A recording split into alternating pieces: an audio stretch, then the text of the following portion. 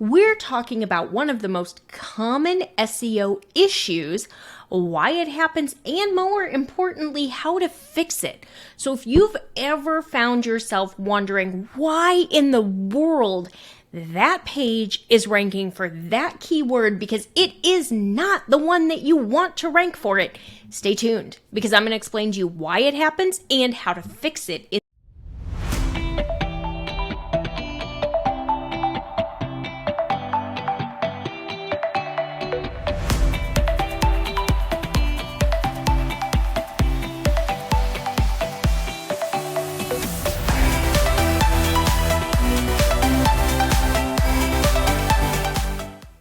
So we really want to be able to control what the user experience is. We want to be able to have the right page show up for the right keyword. And when we're doing our SEO, we're very strategic. We choose a page, we choose a keyword for it, we do all of the things that we need to do to help Google understand what that page is about. Unfortunately, sometimes Google will decide another page is actually about that keyword, and it will rank the other page instead of the one you want to have rank. Now, how do you even identify if this has happened? This is where it really helps to use an SEO keyword reporting tool so that you can keep track of the keywords that you're working on. You can see how they rank within the Google search results. You can see which page is ranking. It really helps you to keep track of everything that's going on. The tools that will give you the rankings and the reports and things like that are paid, but they're really helpful to have if you're putting a focus on your SEO program for your website, and you should be. So it's a good thing to have a reporting tool. So sometimes Google shows a different URL than the one that you want. Maybe it's a query that would be really well served by this blog post that you've written that's all about this particular keyword, but they're showing your homepage. Or worse, they're showing your website's about page. Or you've got a keyword that should lead to conversion and you have a product page on your website that you want to rank, but what they're ranking is like some obscure blog post that isn't going to really help you convert. Because when we're doing SEO and we're being strategic with it, we really want to think about the consumer's intent and what they're looking for when they're searching with a specific word. And we want to make sure that we're mapping it out strategically so that the word they're searching for is giving them the results that meet them where they are right now. So we don't want somebody who's searching with a conversion word who's like ready to buy. We don't want them to land on a blog post, because a blog post is not going to help them buy this second if we sell the product on our website.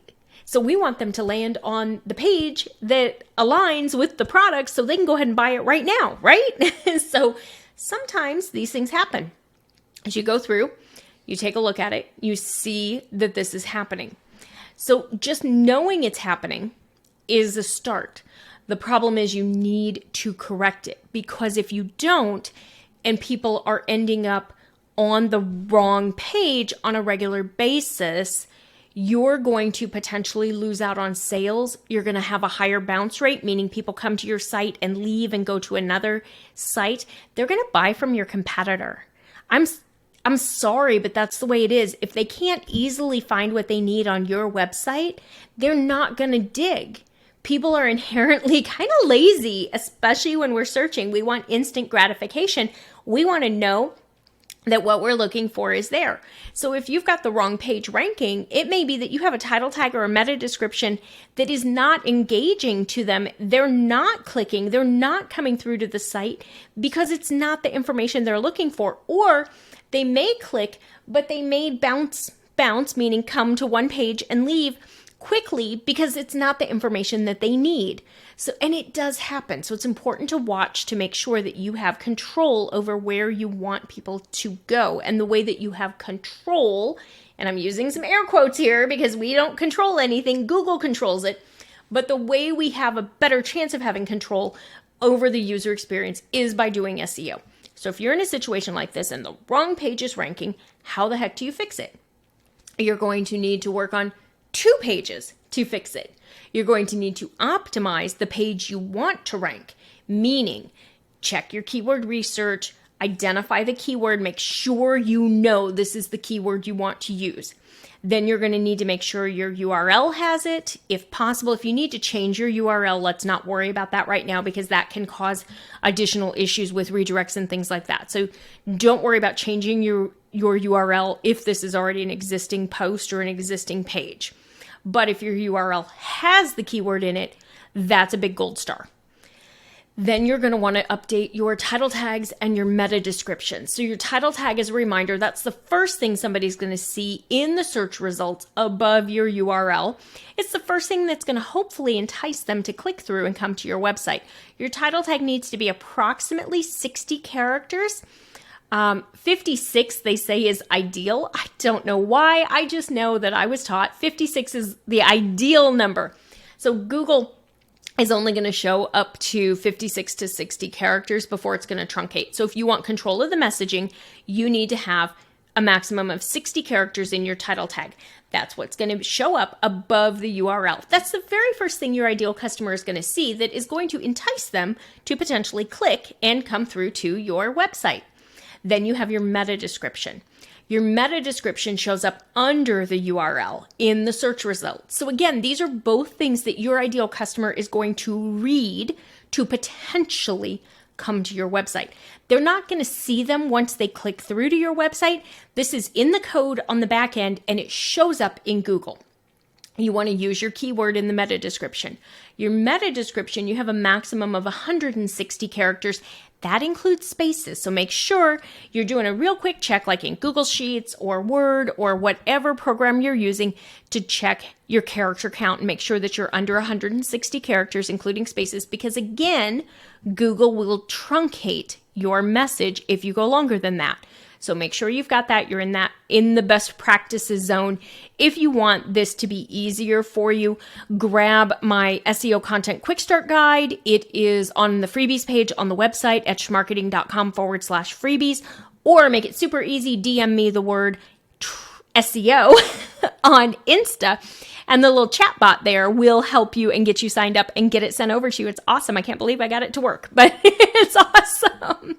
So the little chat bot will take care of you and get you the SEO Content Quick Start guide as well. So 60 characters in your title tag, 160 characters in your meta description. Those need to have whatever keyword you want this page to rank for.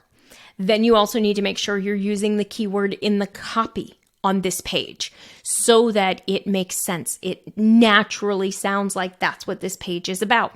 Then you're going to want to use the keyword in your image file name. So whatever image you're putting on this page or images, go ahead and use your keyword in the image file name and use dashes. The ones that look like little minus signs. Those Google is going to read as a space and understand. Go ahead and put your keyword in your image alt text. That's going to be another good thing to use and to have it in there. Put it in your header tags. So those are the big font that separates out the sections on your page. Most website builders use an H1 tag by default. They use your page name as your H1 tag or your blog post name. This is great as long as your keyword is in there. So generally, whatever your page is about, your keyword is going to be in that title. You should be fine. If you have like a blog post and it's 3 points, 3 steps, 3 whatever, your steps 1, 2, and 3, those are going to be H2 tags because those are the sections of your page. And then if you're breaking step 1, 2, or 3 down further, that's where you're going to use an H3 tag to support your subsections. So that's really what you need to do is just follow the process to optimize the page you want to rank for that keyword. Then you're not done yet.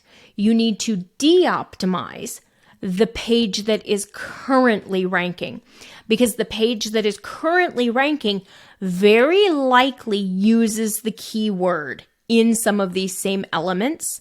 And in order to get it to not be the one that Google shows, you need to change the optimization. So I want you to take a look at the page that is ranking and determine what other keyword you could use for this page. So I want you to choose a new keyword, and then I want you to go through the same process and remove the keyword that you're now going after the new page for. And I want you to edit this current page. Now, if you need to edit the URL, if it's in the URL, don't worry about doing that, because the redirects and all of that can be difficult and can pose issues for SEO. So let's not worry about that today. But let's go ahead and make changes to the title tag, the meta description, the copy, the image file name, any of those elements. Give them a new keyword. Write new ones that follow best practices. And by optimizing one and de-optimizing the other, you should in time be able to fix your ranking issue and get the right page to rank. And when the right page ranks, you should have better results, because your ideal customer now is finding information that's relevant to their query. They're more likely to engage, to buy, to sign up, whatever it is that you're hoping that conversion is on that page. All right, if you have any questions about how you fix your issues if the wrong page is ranking for a keyword, DM me on Instagram at Etched Marketing Academy, or leave a comment in the notes on YouTube for the video, and I will respond back and we can chat about it. Thanks for being here. I'll see you next week.